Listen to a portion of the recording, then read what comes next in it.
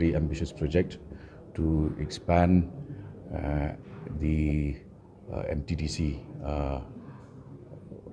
the units of the MTTC, probably introduce more facilities, more entertainment zones, and also upscale the present accommodation facilities available with Orchid Lake Resort. So we have made substantial progress in the sense that the Department of Forests has indicated its willingness to part with about 300 acres of land for facilitating the growth of tourism in that particular hub. And we would like Umiam to be a major tourist attraction of not only Meghalaya but also the entire Northeast.